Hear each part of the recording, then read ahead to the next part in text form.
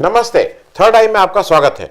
आज फ्राइडे है और आज हम लोग थोड़े स्टैटिस्टिक्स की बात करते हैं। अभी नीतीश कुमार साहब दिल्ली आए और उन्होंने दिल्ली में सबसे पहले कांग्रेस के नेताओं से बात की, लंबी वार्ता चली, खड़गे साहब, राहुल गांधी इत्यादि से, और फिर ये अनाउंसमेंट हुआ कि इस बातचीत के बाद ये तय हुआ है कि नीतीश कुमार जी 6 विपक्ष के जो नेता हैं उनसे संपर्क करेंगे फॉर अ लार्जर विपक्षी यूनिट, जहां ऐसा हो सके कि बीजेपी के अगेंस्ट एक ही कैंडिडेट इस संयुक्त विपक्ष का खड़ा हो। इस संभावना के साथ जो 6 नेताओं की उन्होंने बात की उसमें अरविंद केजरीवाल साहब, अखिलेश यादव जी, ममता बनर्जी जी, नवीन पटनायक साहब, जगन मोहन रेड्डी साहब और केसीआर साहब थे। ये 6 नेता थे।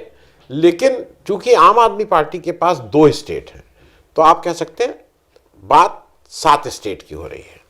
मैं एक टेबल आपके साथ इसलिए शेयर कर रहा हूं कि जरा थोड़ा आज हम लोग ये चर्चा करें कि कौन कहां कैसे, ये विपक्षी एकता कितनी संभव है या कितनी संभव नहीं है, क्या हो सकता है क्या नहीं हो सकता। तो सबसे पहले तो आप ये देख लीजिए कि आम आदमी, मतलब मैंने उस हिसाब से बताया कि आम आदमी पार्टी, फिर उसके नेता, स्टेट, टोटल सीट उस स्टेट में कितनी है, फिर बीजेपी की कितनी सीट्स हैं, फिर कांग्रेस की कितनी सीट्स हैं, और फिर ये जो पार्टी जिससे बातचीत कर रहे हैं नीतीश कुमार, इनकी कितनी सीट है। तो आप अगर इसको एक एक वो देख लीजिए, जैसे पंजाब में, दिल्ली में बात हो रही है तो ना कांग्रेस की कोई सीट, ना आम आदमी पार्टी की कोई सीट, लेकिन पंजाब में कांग्रेस की 8 सीट, आम आदमी पार्टी की 1 सीट। उसी तरह से उत्तर प्रदेश में कांग्रेस की 1 सीट, सपा की 5 सीट। ये 5 सीट मैं 2019 के इलेक्शन के हिसाब से बता रहा हूं, क्योंकि वैसे अगर आज की बात करें तो आज पंजाब में आम आदमी पार्टी की 0 सीट और सपा की 5 से अब वो 3 ही सीट रह गई हैं। ममता बनर्जी की इस पे सबसे अच्छी स्थिति, 2 कांग्रेस, 22 ममता बनर्जी। उड़ीसा में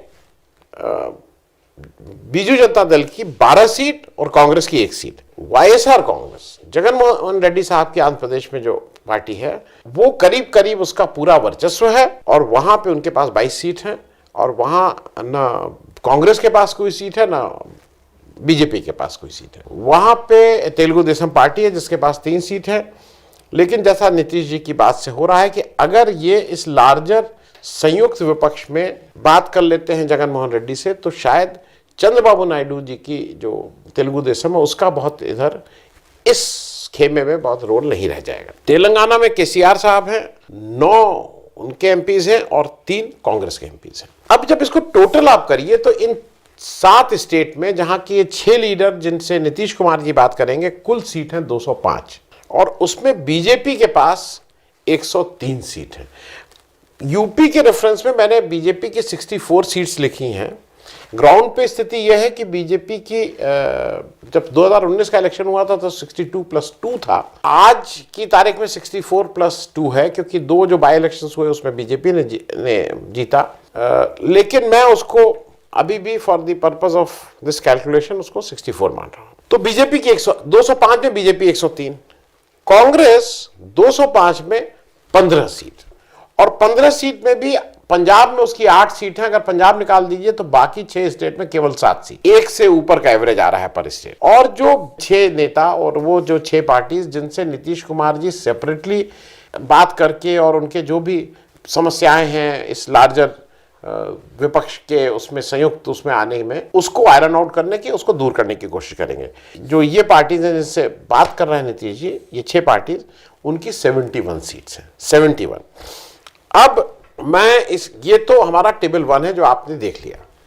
अब मैं सिलसिलेवार आपको एक एक नेता और उसके पास जो स्टेट है उसके हिसाब से विस कांग्रेस, विस बीजेपी तो सब जगह भाई पार्टी बड़ी है ही। सबसे पहले अरविंद केजरीवाल साहब की आम आदमी पार्टी की बात कर रहे हैं। दिल्ली में 7 सीट हैं, 7 सीट पे बीजेपी है, आम आदमी पार्टी के पास कोई सीट है ना कांग्रेस के पास कोई सीट है। लेकिन जो वोट परसेंटेज है, मैं 2019 की बात कर रहा हूं लोकसभा इलेक्शन की, उसमें आम आदमी पार्टी को 18% वोट मिले थे और कांग्रेस को 23% वोट मिले थे। तो ये दोनों मिलके भी करीब 41% हो रहे हैं। अब इस इलेक्शन में अगर ये दोनों लोग साथ मिलके लड़ते हैं तो इसका क्या असर वोट पे पड़ेगा, वो देखने वाली बात होगी। और ये भी देखना है कि इस समय बीजेपी वहाँ पे रूल कर रही है, उसके प्रदेश में भी उसकी, दिल्ली स्टेट में भी उसकी सरकार है और दिल्ली का जो एमसीडी है उसमें भी उसकी सरकार है। तो ग्राउंड में इस समय आम आदमी पार्टी बहुत ही स्ट्रांग है और उसको कोई ऐसी मुझे दिक्कत नहीं लगती है।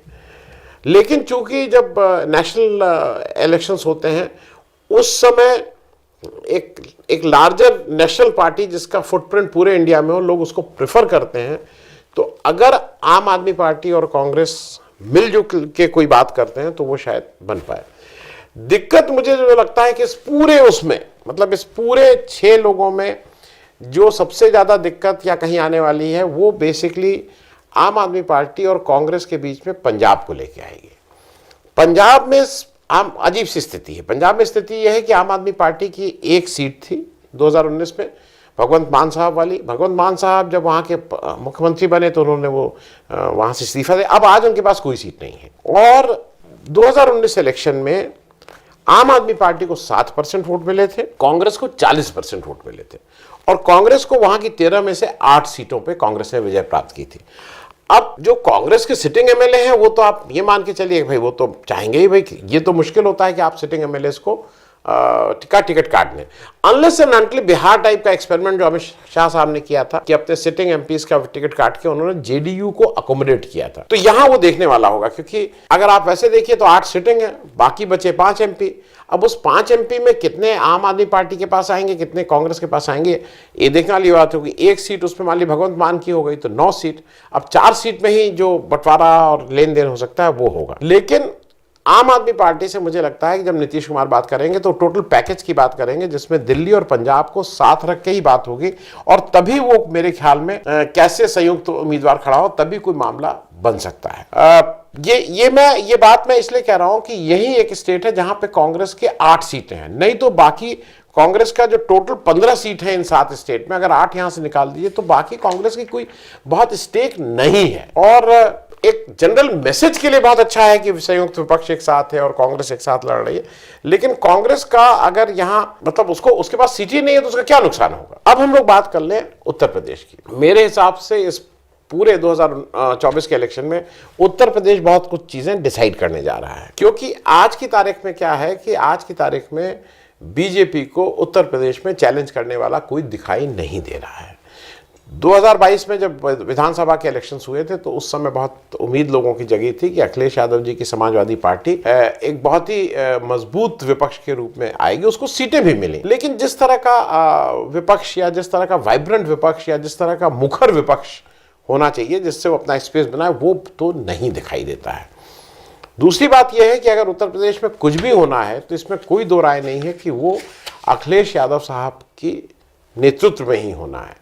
वो चाहे कुछ भी विपक्ष कोई भी रणनीति बनाता है उसमें अखिलेश यादव जी को ही लीडर रहना, इसमें भी कोई दो राय नहीं है 2024 में कम से कम। अब ये एक जगह होगी जहां पे, क्योंकि 5 सीटें ओरिजिनली जीते थे, अब 3 सीट पे रह गए हैं। अभी बहुत प्रचार नहीं, लेकिन ऐसा कुछ लोगों का मानना है कि शायद ये जब तक नगर पालिका और लोकल बॉडीज के इलेक्शन हुए, अब ये अलग अलग थ्योरीज हैं। कुछ लोग ये कह रहे हैं कि तब तक अखिलेश जी बहुत एक्टिव नहीं होंगे, लेकिन जैसे ये इलेक्शन खत्म हो जाएंगे उसके बाद अखिलेश जी को विपक्ष के साथ खड़े ही होना होगा और कोई ऑप्शन है नहीं, क्योंकि यहां कोई नेतृत्व की बात नहीं कि अखिलेश जी जो कहेंगे वही माना जाएगा। अब आ जाइए वेस्ट बंगाल।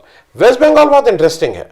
वेस्ट बंगाल एक ऐसी स्टेट है जहां पे ये करीब करीब तय है कि बीजेपी की सीटें तय कम होनी है। जैसे उत्तर प्रदेश में कितना चैलेंज हो पाएगा कितना नहीं हो पाएगा, बहुत इफ और बट्स हैं। वेस्ट बंगाल में कोई इफ एंड बट नहीं है। अच्छा, ये भी मैं बता दूं कि जैसे उत्तर प्रदेश में सपा को 18% वोट मिले थे, कांग्रेस को 6% वोट मिले थे, तो ये दोनों लोगों का 2019 का वोट परसेंटेज मिला के भी कोई ऐसा नहीं कि वो बहुत बड़ा चैलेंज उपस्थित कर रहे हैं। अब अगर आप वेस्ट बंगाल में आते हैं तो यहां पे 22 सीट ममता बनर्जी जी की और 2 सीट कांग्रेस की।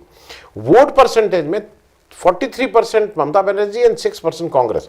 तो अगर ममता बनर्जी और कांग्रेस में कोई सीट एडजस्टमेंट हो जाता है, क्योंकि 2 सीट है कांग्रेस की, 18 सीट पे बीजेपी है, उसी में मतलब मोल भाव लेन देन होना है कि भाई इतनी सीट पे आप लड़िए इतनी सीट पे हम लड़ें। उसमें अगर कोई इन लोगों का फॉर्मूला बैठ जाता है और उसमें कम्युनिस्ट कैसे एक्ट करेंगे देखने वाली बात, तो बीजेपी के लिए 18 सीट को भी फिर से पाना बहुत आसान चीज नहीं होगी। अब आती है बात उड़ीसा की। उड़ीसा में कुल 21 सीट हैं। जो बीजू जनता दल है उसके पास 12 सीट, वोट परसेंटेज 43। कांग्रेस के पास 1 सीट, वोट परसेंटेज 14। तो अगर ऐसे ही ग्राउंड पे 1+1 कर दिए तो 2 है, 43 + 14 57, दोनों मिल जाएंगे तो बीजेपी की 0 सीट, बीजेपी की वहां 8 सीटें हैं। लेकिन ऐसा होगा नहीं, लेकिन फिर भी अगर दोनों मिलते हैं तो कुछ सिनर्जी तो डेवलप होगी ही होगी। अब मूल बात यह आती है कि नवीन पटनायक साहब क्यों मिलेंगे इसमें, वो अपना एक चला रहे हैं, उनको इसकी क्या पड़ी है कि वो यहां आके मिले। मुझे ऐसा लगता है कि नवीन पटनायक साहब को अब ये देखना है कि जिस तरह से बीजेपी के पास साउथ में बढ़ने का स्कोप नहीं है, जितना था उतना है। वेस्ट बंगाल, महाराष्ट्र और बिहार में उसकी सीटें काफी कम हो रही हैं, इसमें भी दो राय नहीं है। बाकी जगह को छोड़ दीजिए, लेकिन ये 3 तो बिल्कुल डेफिनेटली कम हो रही हैं। उसको सीटें अपनी बढ़ानी है। दूसरा, अभी तक का जो वो रहा है कि बीजेपी जनरली रीजनल पार्टीज के साथ अगर तालमेल भी करती है तो लॉन्ग टर्म में वो उसकी कॉस्ट पे अपने को बढ़ाती है।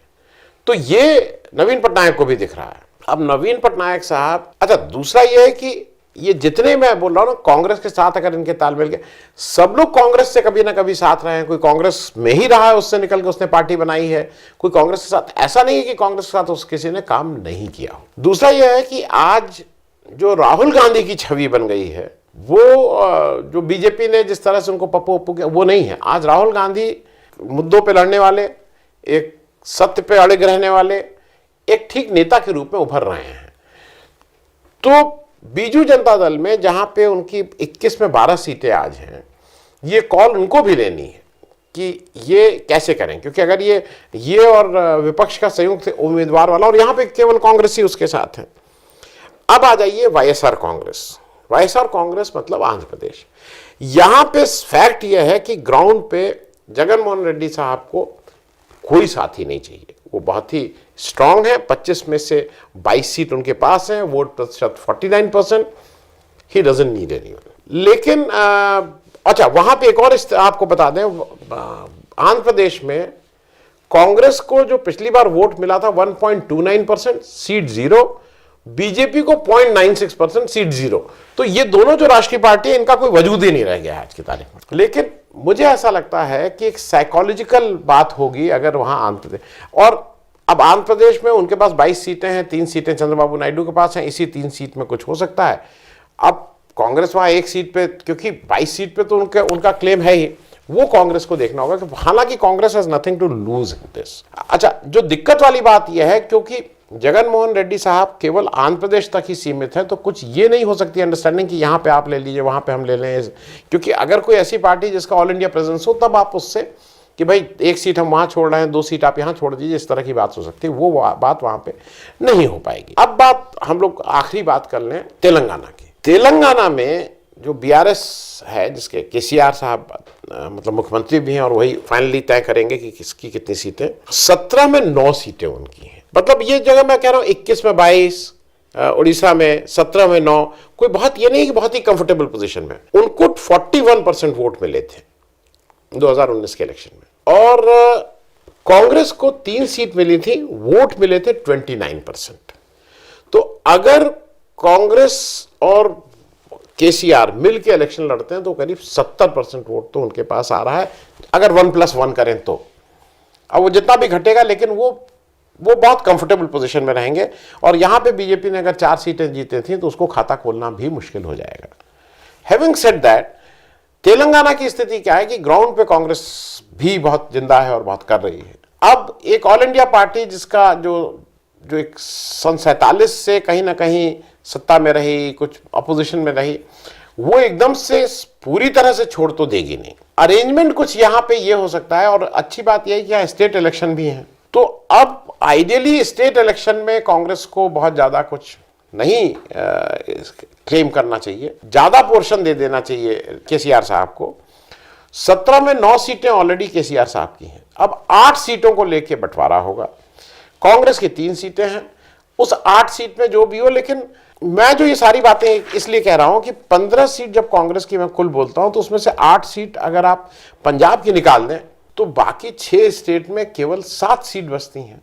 तो कांग्रेस अगर किसी भी तरह से, मान लीजिए किसी भी टर्म्स पे बहुत ही खराब टर्म्स में भी अगर समझौता कर लेती तो 7 से तो कम नहीं होंगी उसकी सीट, कहीं एक कहीं दो, कहीं एक कहीं दो। तो वो अगर एक तो मैसेज अच्छा चला जाएगा, और वहां उसका दिक्कत मुझे लगता है कि वो जो आम आदमी पार्टी के साथ पंजाब में होगी, क्योंकि अरविंद केजरीवाल इसमें दो राय नहीं है कि इस समय बहुत एग्रेसिव हो रहे हैं मोदी जी के, लेकिन उनका जो पास्ट रिकॉर्ड रहा है, उनके जो साथी लोग पास्ट में रहे हैं, वो थोड़ा टीम प्लेयर नहीं है। मतलब टीम प्लेयर जब मैं नहीं बोल रहा हूं कि सबको साथ लेके उनकी बात इनकी बात इस तरह की बातें नहीं करते, वो जैसे थोड़ा सा उनका भी एटीट्यूड है कि भाई जो मैं कह रहा हूं वो सब सही है। तो वो वाला चीज देखनी होगी, क्योंकि पंजाब में डायरेक्ट उन्होंने कांग्रेस को हटा के वो वहां सत्ता में आए, डायरेक्ट उनके कंपटीशन कांग्रेस से है। वही हाल दिल्ली में भी, दिल्ली में कांग्रेस को हरा के वो सत्ता में आए थे।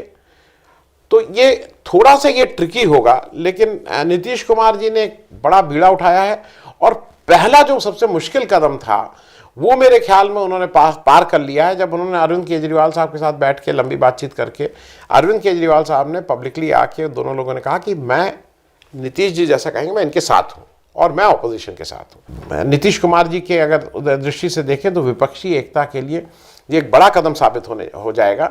मेरे हिसाब से नीतीश कुमार को ये 6 लोगों को अगर मैनेज कर ले जाते हैं तो बीजेपी के लिए ज़्यादा बड़ी मुश्किल हो रही है कि जो उसका 205 में 103 का परफॉर्मेंस है वो काफ़ी इफेक्टेड हो सकता है। Thank you so much.